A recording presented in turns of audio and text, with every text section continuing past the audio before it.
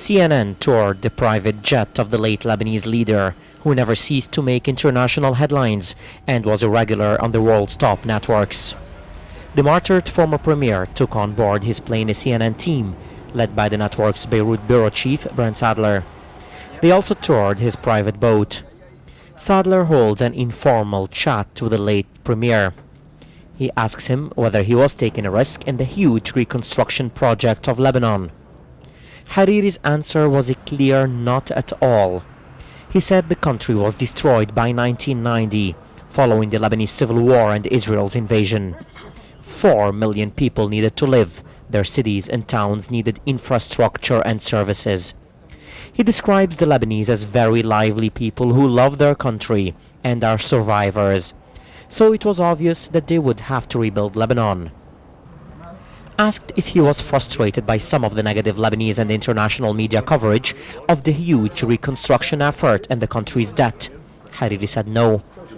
He explained that what had been spent was minor compared to the gigantic task of providing needed services, servicing an already existing public debt, assuring security and stability following the war, providing funds for schools, hospitals, healthcare and universities.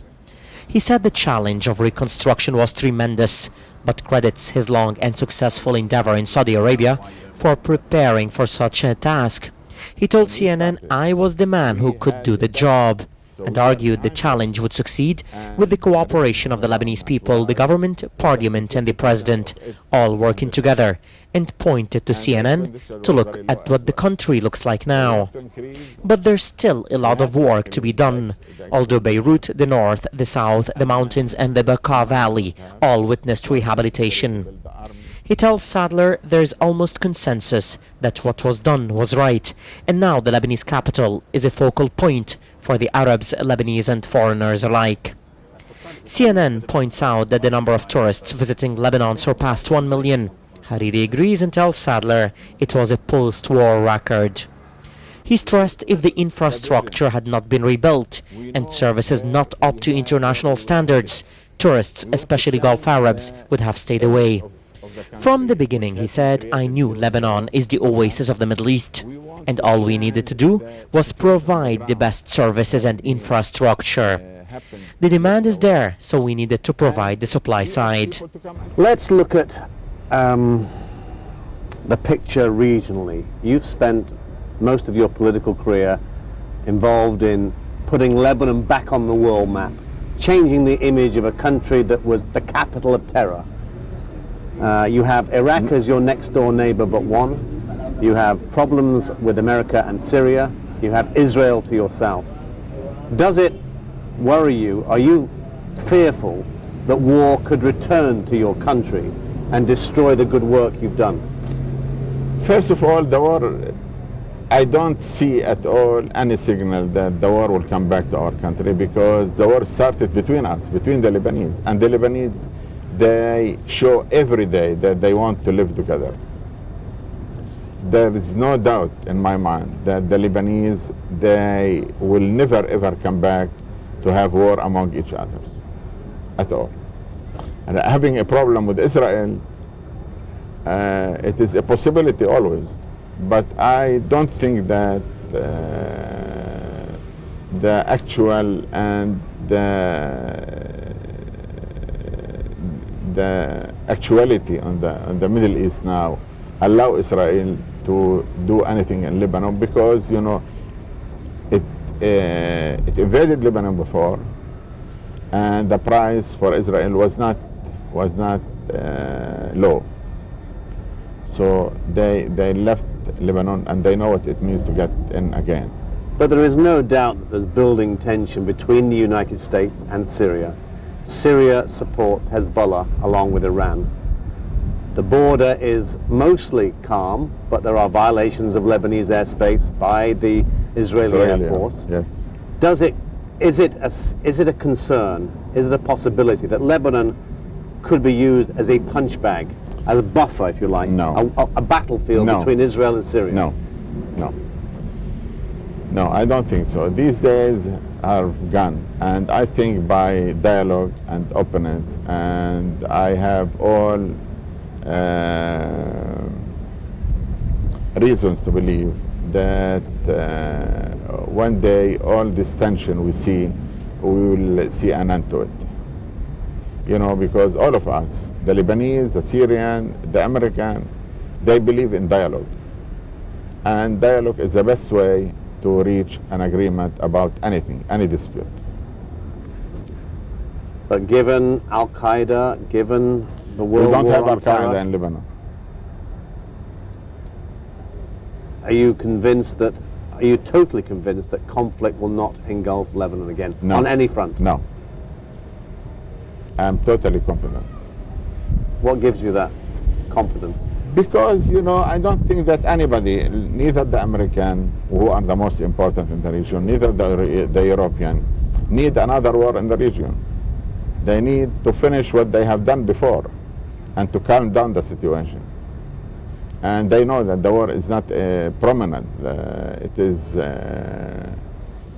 takes time, it costs money, it costs lives, and I believe everybody learn an important lesson that through dialogue, everything can be reached.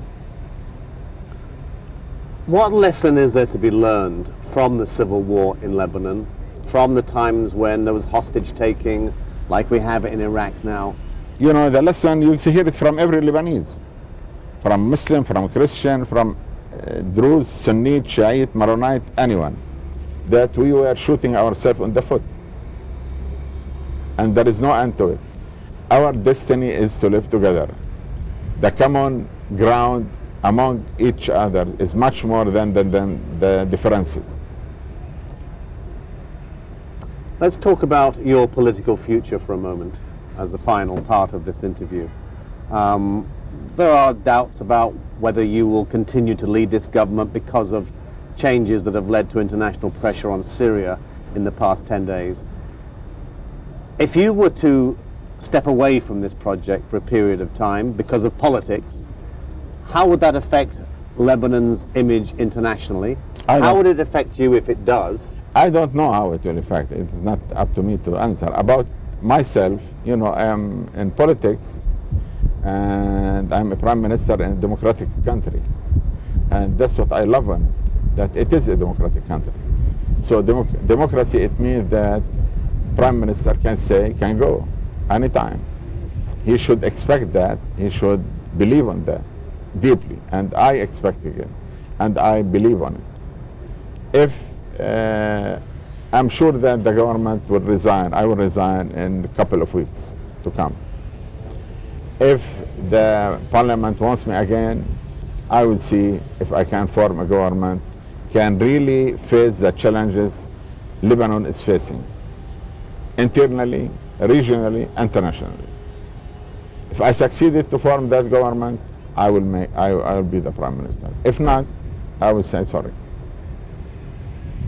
Reconstruction of Beirut, though, is so synonymous with Rafik Hariri that it's hard to imagine separating one from the other. I am flattered. Well, that's why you're getting this award. Yeah.